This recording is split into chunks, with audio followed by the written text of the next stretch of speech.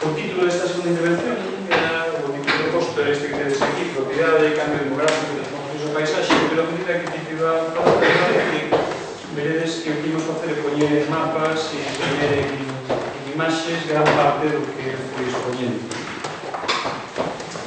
En realidade, estes 15 minutos dos que imos falar agora xiran alrededor de tres grandes ideas que son o núcleo do curso desta semana e sobre as que vamos debatir. A primeira é que temos unha situación que temos moitos propietarios, por isto, pero moi poucos agricultores ou silvicultores, é dicir, moi pouca xente que vive ou que traballa habitualmente ou que recibe unha parte importante da renda directamente no sector primario. Entón, eso crea un pequeno desaxuste que, esa é a segunda idea, ten consecuencias para a paisaxe, ten consecuencias territoriais importantes. Moitas delas negativas, algunas quizás un pouco menos, etc. E a terceira gran idea é que temos unha serie de instrumentos que nós chamamos no contexto deste curso, e un término que desde o noso grupo de traballo se intenta acuñar, chamamos instrumentos de gestión de terras, daremos un pouco máis despois sobre iso, que nos permitirían tratar de conxugar esa situación de desaxuste entre a propiedade e o manexo da terra. Bueno, antes de que supoño que a organización para chegar a presentación, pero se alguén ten curiosidade ou presa por descargala ou algo así, tedela disponible neste enlace para poder utilizar as capturas como mellor vexadas, citando a fonte e xa está. Un enlace un pouco crítico, pero é o menos crítico que foi de conseguir. E mencionaremos ao final tamén. Bueno, e a estructura de diapositivas que imos ver sigue basicamente tres bloques, dos cales o primeiro máis grande, unhas breves ideas sobre a demografía e propiedade e a súa evolución nos últimos no último medio século, no último século, no caso. A segunda, as grandes transformacións da paisaxe que temos aí fora. E a terceira, algunhas ideas sobre instrumentos de gestión de terras ou sobre iniciativas innovadoras que poden ser de utilidade. Entón, falando de demografía, esta que tedes aquí é a evolución da poboación en Galicia no último século, máis ou menos. Que vedes que é unha evolución ascendente. Non temos, hoxe día, menos poboación que hai no tempo, senón que viñamos crecendo hasta os 2.600.000 ou 700.000 que temos hoxe en día. Por lo tanto, nese sentido, temos un territorio ligeiramente máis poboado agora que a inicios do século XX. A cuestión é que o que cambiou foi a maneira de distribuirse desa poboación. O que tedes aquí é un mapa no que representamos para cada concello o tamaño da poboación que tiña en 1900. Entón, o tamaño do círculo é proporcional á poboación ou á magnitude da poboación e utilizamos aquí a cor como un indicador de densidade. Tamén nos axuda un poquinho a ver. Entón, se vos fixades, temos un territorio unha poboación moi ben distribuída. Temos puntiños en todos os lados, a cor dos puntiños é parecida, bueno, en fin, un panorama de ocupación do territorio moi intenso. Que pasa se avanzamos de aí? Bueno, pues conforme empezan a pasar os anos, vedes que a cousa comeza a cambiar un poquinho.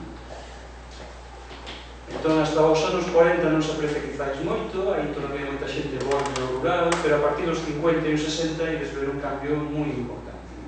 Entón, ides ver como aparecen 5, 6, 7 grandes puntos, as 7 cidades que habitualmente utilizamos hoxe para referirnos a elas, e as súas áreas de influencia son as que absorben a maior parte da poboación. Fixados aí a partir do ano 2000, xa, aí estamos en anos recentes, e volvemos a empezar.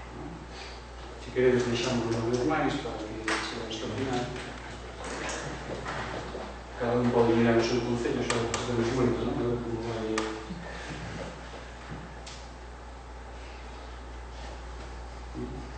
Fixados como hai 5, 6, 7 puntos que parece que o absorben todo. E hai algún que prácticamente desaparece, porque o punto se fai pequenísimo e porque o punto se fai moi claro.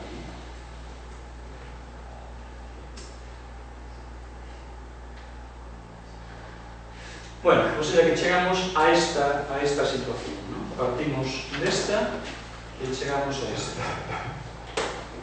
É dicir, que o que tuvemos foi un trasvase de poboación desde as partes orientais do país hacia a zona costeira e hacia as grandes cidades e as vilas por interior. O que pasa é que non só cambiamos a maneira, os lugares onde vive a poboación. Bueno, por certo, isto non é algo que nos faga particulares, non? Creo que Tito xa insistiu bastante neso. Moi a menudo no discurso temos a tendencia a decir que o noso caso é sempre particular, porque temos a propiedade enframentada, porque temos non sei que. Non somos demasiado particulares en casi nada. E a nivel mundial a evolución é precisamente esta. Fixados que estas son datos da FAO para a evolución da poboación mundial nos últimos anos, que é unha proxección, unha estimación da proxección ao futuro. Fixados que desde o ano 2015 ou 2012 aproximadamente temos no mundo máis poboación urbana que poboación rural, por primeira vez na historia. E fixados tamén que a poboación rural seguiu crecendo e seguirá crecendo previsiblemente un poquinho máis nos próximos anos, para despois comezar a baixar, quizáis, ou quizáis non. Pero o que cambiou era que o ritmo de crecemento da poboación urbana era moito máis elevado, moito máis forte. En todo caso, decía, non só cambiamos o lugar onde vivimos, sino que evidentemente cambiamos ao que nos dedicamos. Entón, esta é unha serie bastante máis curta, é só dos últimos 30 e pico anos e xa está un pouco desfasada. Son datos da enquisa de poboación activa do INE, para o caso de Galicia. Fixados que temos unha situación na que a poboación dedicada á agricultura, ao sector primario, que estaba nos anos 70 en algo máis de medio millón de persoas, está hoxe en día alá en 100 e pico mil persoas. E o que foi sustituído por un crecemento moi grande no sector servicios, o sector no que traballamos todos os ponentes, o variante dos ponentes que imos pasar por aquí e boa parte dos que estades aí. Xa non vivimos cerca da terra, xa non nos dedicamos a cultivar a terra, pero a maior parte de nós, efectivamente, eu parece ser que somos case todos propietarios. Según datos das estadísticas da Dirección Xeral de Catastro, temos no país aproximadamente algo máis de 11 millóns de parcelas. Depende das estadísticas de que anos consultedes, esa é unha cifra que varía un pouquinho por motivos que me resultan oscuros todavía, pero máis de 11, 12, en algún ano podedes observar incluso 13 millóns de parcelas, pero é unha boa idea. En torno a máis de 1.700.000 propietarios, ou, non exactamente propietarios, sino titulares catastrais. Sabes que non é exactamente a falta de dato mellor, utilizándolo como se fora mesmo. É dicir, aproximadamente o 63% da poboación total. O certo é que esta audiencia, este auditorio é un pouco distinto, porque cando saco esta estadística sempre digo, bueno, entón aquí máis da mitad seríamos propietarios, casi nunca me sale un propietario, non sei se é un propietario. Seguramente me engañan, sí, efectivamente. En fin. E que pasa co feito de que sigamos sendo propietarios, ainda que non residamos xa cerca da terra, nin nos dedicamos a eso? Pois que o concepto de propiedade e de residencia cerca da terra non ten xa moita relevancia. Si comparamos os datos de titulares catastrais que nos ofrecen as estadísticas da Dirección Xeral coa poboación que nos dice o censo de poboación que temos en cada concello, veredes que en moitos nos sale unha ratio de incluso hasta 6,8 en casos extremos, pero de máis de 1,5 en boa parte do sur de Galicia. Máis de 1,5 en boa parte do sur de Galicia. O que quer decir que nesses concellos temos por cada habitante que vive aí, pois hai 1,5, 2, 3 titulares catastrais que non residen aí, e que residen en outro sitio, pois mellor na capital da provincia, mellor en Barcelona, mellor en Vigo, todos estes que están aquí, boa parte deles traballarán en Citroën, probablemente, capaz están noutros ámbitos. Ten iso algo que ver con como funciona o mercado? Moi probablemente, pero é algo que todavía non entendemos de todo. Isto que tedes aquí é dun traballo feito en colaboración con a Fundación Fana de Vega e coa Axencia Galega de Desenvolvemento Rural e que temos pendiente de publicar todavía. E o que estades vendo representado é a taxa de transferencia mediante compra-venda a nivel de parroquia nos anos 2008-2013 aproximadamente.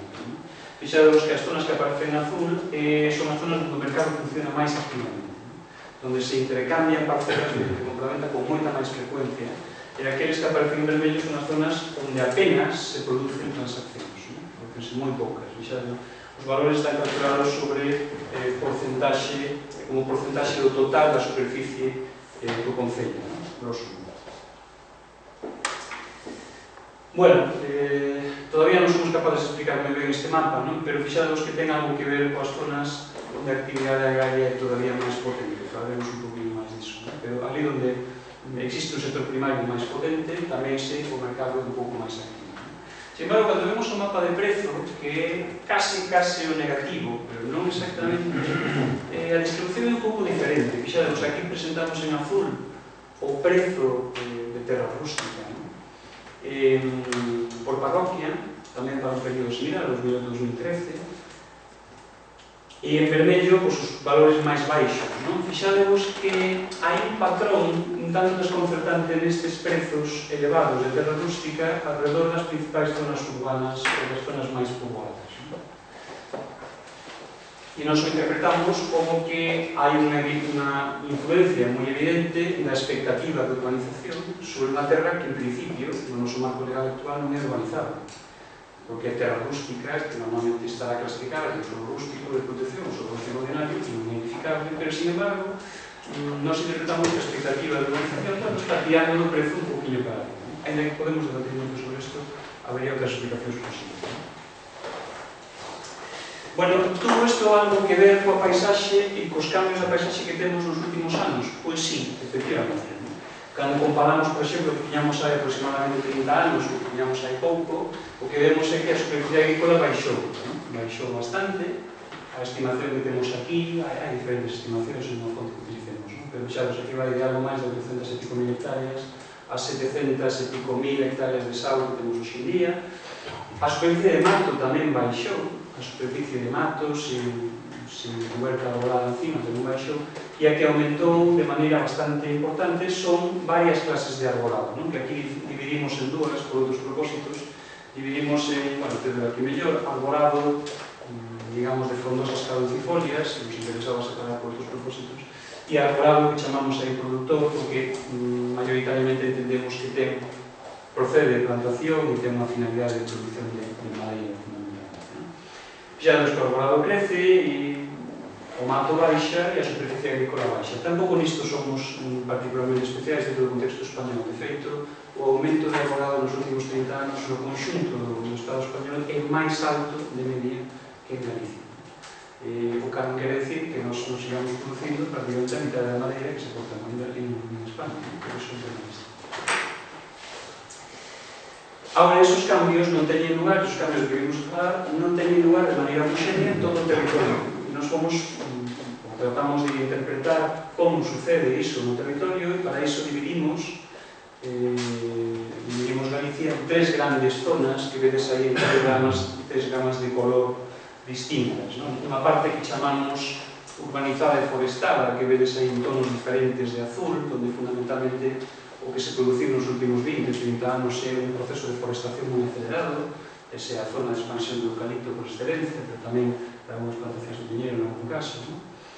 Unha zona que vedes aí en diferentes tonos de verde, onde a produción agrícola é todavía agrícola ou gandeira, é todavía moi importante, e onde a superficie dese uso agrícola ou gandeiro incluso se expandiu en casos particulares, é dicir, que temos un descenso xeneralizado, pero nas zonas verdes esa fronteira agrícola incluso foi avanzando, normalmente a costa das superficies de mato anteriores, é dicir, son as parcelas de monte das explotacións, as alturas se convierten en pasto para poder incrementar a produción forraxeira, a produción de pasto.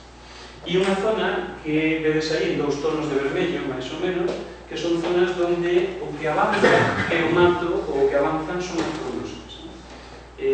Frondosas que en algún caso serán de plantación, efectivamente, pero que maioritariamente entendemos que proceden de revegetación espontánea e que ocupan o que nós imos deixando. O sea, que ese é un pouquinho o panorama. Podemos facer algo con iso? Podemos facer moitas cousas. Algunas das fontes de información das que falaremos nos xoves permítenos estimar, por exemplo, se alguén quixera iniciar un proceso de recuperación de terra agrícola, por exemplo, imaginarnos unha cooperativa potente que quere poñer en producción un montón de hectáreas para os seus socios, donde podería buscarlas? Pois podemos facer algún tipo de análisis multicriterio que nos indique.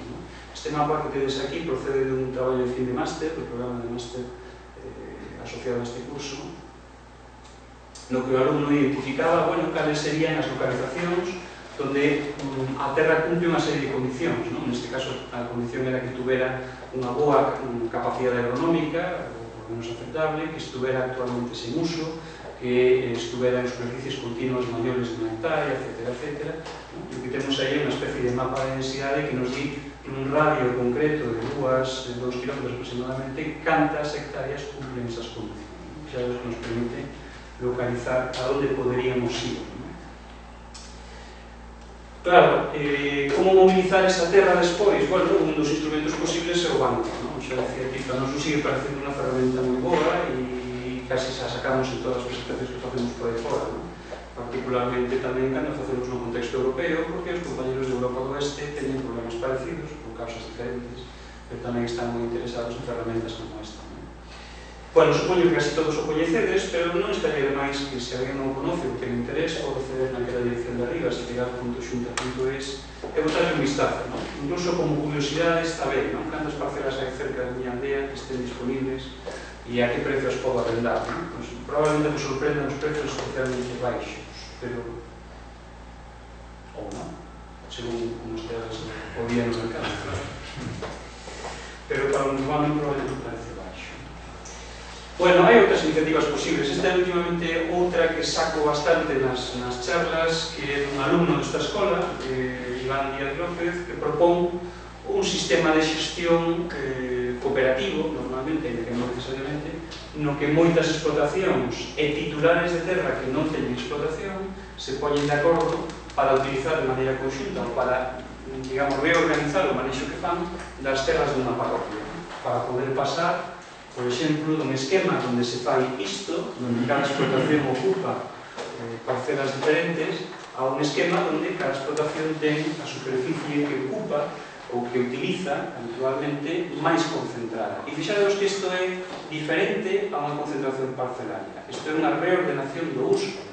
Aquí non estamos cambiando a titularidade da terra de mans, a propiedade non cambia de mans, nin as fronteiras entre parcelas se moven, porque ese era un dos problemas. A concentración parcelaria tamén sabía aquí por outros ponentes, ten grandes virtudes e ten grandes problemas. Un dos problemas importantes é a transformación radical da paisaxe que se produce en xeral coa concentración e en particular o tipo de concentración que se facía habitualmente ou que en algún caso todavía se fai. Neste caso non movemos a propiedade, estamos simplemente reordenando o uso. As sedes quedan como están, os camiños son os mesmos, etc. O cal ten os seus problemas e as súas vantaxes. Para apoiar algún tipo de reordenación de usos como este ou diferentes, nós temos explorado recentemente a utilidade de algoritmos que chamamos heurísticos, algoritmos que nos permiten resolver problemas moi complexos en tempos de cálculo razonablemente útiles.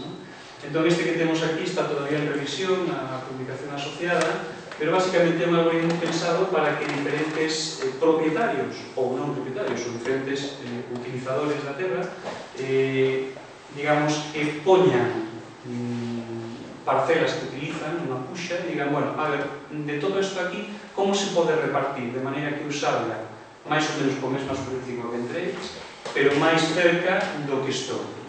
Todavía non temos ninguna idea de se isto é aceptable ou non na práctica.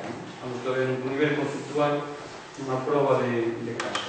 Pero, bueno, Sara en algún momento nos dará alguna novidade sobre iso.